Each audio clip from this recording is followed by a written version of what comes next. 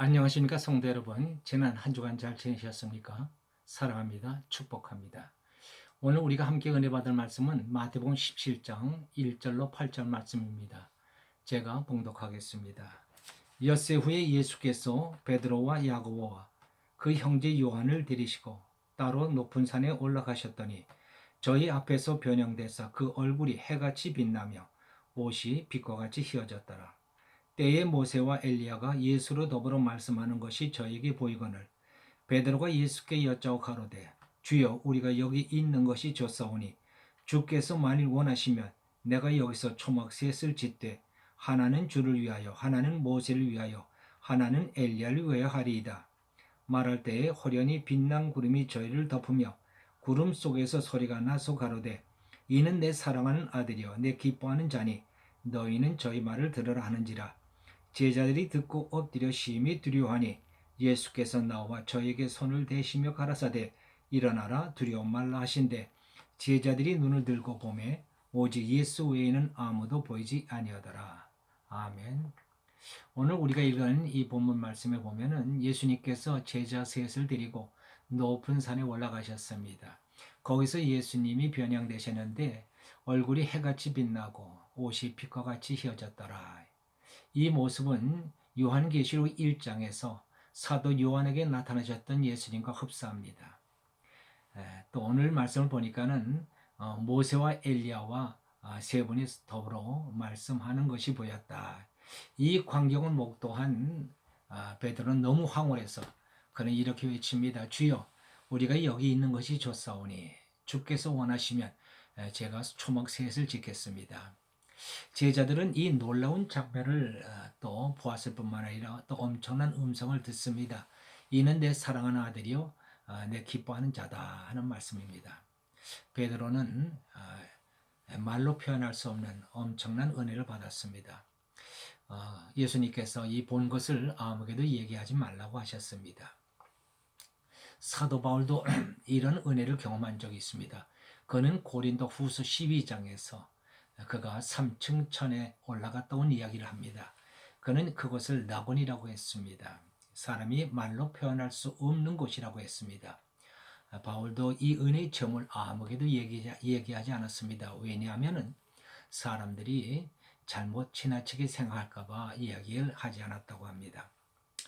은혜는 경험한 사람 외에는 아무도 모릅니다. 말로 설명할 수가 없는 것입니다. 한마디로 말하면 너무나도 좋은 것입니다. 나를 잊어버릴 정도로 좋은 것이죠. 사랑하는 사람 옆에 있으면 황홀할 만큼 좋은 것, 그것이 바로 은혜입니다. 옛날 제가 사춘기 시절에 등굣길에 만나는 여학생이 있었습니다. 아침이면 언제나 만났습니다. 그리고 스쳐 지나갔습니다. 순진한 소년의 마음에 사랑의 마음이 생겼습니다. 말 한마디 건네지 못하고 얼굴 한번 똑똑히 보진 못했지만 소년의 마음엔 소녀의 모습이 자리를 잡았습니다. 아침부터 소녀는 소녀를 기다렸습니다. 방학이 되어서 얼마간 소녀를 보지 못했습니다. 방학 중에 어느 날 전차를 탔는데 여학생이 같은 전차를 타게 됐습니다. 남학생은 여학생 옆에 서 있게 됐습니다. 그 시간은 불과 10분밖에 되지 않았습니다. 근데 그때 그 남학생은 너무 행복해서 그때의 감정을 지금도 잊지 못하고 있습니다. 사랑하는 사람과 함께 있는 시간이야말로 정말 말로 표현할 수 없는 행복이죠. 그때 그 행복한 감정이 특별하게 기억되는 것은 그때의 마음과 감정이 아주 깨끗하고 순결했기 때문이 아니었을까라고 생각합니다. 주님과의 관계에서 체험되는 은혜가 바로 이런 행복이 아닐까 생각합니다. 주님의 은혜를 받으면 나를 잊어버립니다. 내가 누구인지, 내 신분이 무엇인지 다 잊어버립니다. 욕심도, 야망도, 고집도, 사상도 다 잊어버립니다. 그냥 무가 되는 것입니다. 거기엔 오직 순수와 순결이 있을 뿐입니다. 주님과 함께 있는 것으로 행복하고 그것으로 좋은 것입니다. 은혜는 바로 이런 것입니다. 나를 잊어버립니다. 오직 내 사랑하는 분만 보이는 것입니다. 그것만으로 족한 것입니다. 처음 은혜를 받으면 이런 현상들이 더욱 두드러지게 드러나죠. 이제 그러면은 은혜를 모르는 남편이 이 여자가 미쳤다 합니다. 그리고는 아내를 교회에 빼앗긴 것 같아서 굉장히 교회에 대해서 반발하고 또 목사를 미워하고 교회를 성토합니다. 그런데 사실 남편들은 잘 모릅니다. 당신의 여자를 빼앗긴 것이 아니라 당신의 여자를 행복한 여자로 만들어 준 겁니다. 이것들은 여자들도 마찬가지죠. 남편이 은혜를 받으면 예수밖에 모릅니다. 교회밖에 모릅니다. 남편을 빼앗겼다고 생각할지 모르지만 그것은 잘못 생각하는 것입니다. 은혜를 받으면 예수를 사랑하게 됩니다. 나를 잊어버리고 주를 사랑하게 됩니다. 이 사랑 속에 놀라운 신비의 치료약이 있습니다. 사람들은 누구나 그 심령이 병들어 있습니다. 왜 오늘날 공황증 환자들이 그리 많습니까? 심령이 상해 있기 때문입니다. 마음에 상처가 많으면 세상이 두렵습니다. 그러면 세상과 사람을 기피하게 됩니다. 왜 사람들이 싸나워집니까? 마음에 맺힌 것이 많아서 그렇습니다. 왜 사람들이 막가는 행동을 합니까? 마음에 상처가 많아 불안하기 때문에 그런 것입니다. 세상을 사는 사람치고 심령이 병들지 않은 사람이 없습니다. 그래서 별일 아닌 일에 과민 반응을 보이고 난폭해지고 사나워지는 겁니다. 너무 마음이 힘들고 무거워서 작은 스트레스에도 견뎌내질 못합니다. 이것이 현대인의 실상입니다. 이런 사람에게 너 착하게 살아야 된다. 마음을 편하게 가져봐 라고 얘기하지만 병든 마음을 가진 사람에겐 이런 거 백날 가르쳐 줘봐야 소용이 없습니다.